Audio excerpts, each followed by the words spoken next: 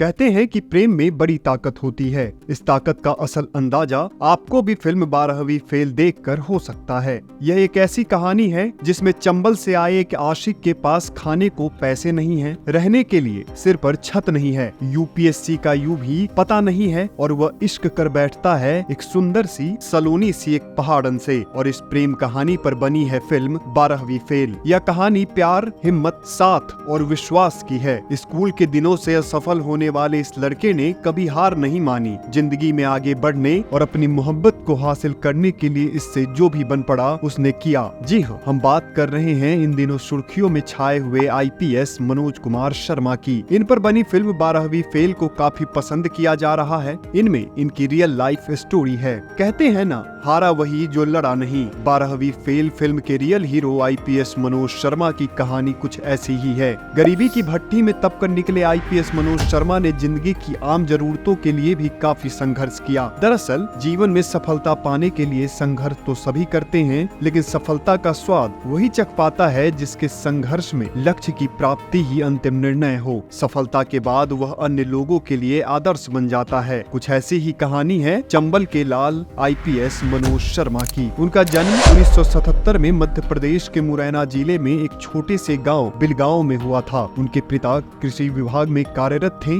मनोज कुमार शर्मा के घर की आर्थिक स्थिति खराब थी। उनकी पढ़ाई में दिलचस्पी नहीं थी और वह किसी तरह से स्कूली शिक्षा पूरी कर पाए थे। मनोज कुमार शर्मा 9वीं और 10वीं में 3rd डिवीजन से पास हुए थे। कक्षा 11वीं में भी वह किसी तरह से पास हो गए थे। फिर 12वीं में उन्हें पढ़ाई और करियर की कीमत समझ में आई, लेकिन 12वीं बोर्ड में भी मनोज हिंदी के अलावा अन्य विषयों में फेल हो गए। उनकी लाइफ स्टोरी और स्ट्रगल पर विधु विनोद चोपड़ा ने फिल्म बनाई 12th फेल। इसके मुताबिक जब मनोज 12वीं में थे तब वहाँ के एसडीएम स्कूलों में हो रही नकल को लेकर सख्त हो गए थे। मनोज कुमार शर्मा को तब एहसास हुआ कि शिक्षकों और प्रिंसिपल के ऊपर भी कोई होता है। फिर उन्होंने ठान लिया कि मध्य प्रदेश लोक सेवा आयोग की परीक्षा पास कर एसडीएम बनेंगे। 12वीं पास कर ग्वालियर आए तो मालूम हुआ कि एसडीएम के ऊपर टीएम होता है। इसके लिए यूपीएससी परीक्षा पास करनी होती है। संघ लोक सेवा आयोग की सिविल सेवा परीक्षा की तैयारी के लिए वो दिल्ली आ गए। मनोज कुमार शर्मा के लिए दिल्ली में संघर्ष करना आसान नहीं था। फीस भरने और जीवन यापन करने के लिए उन्होंने टेम्पो चलाया,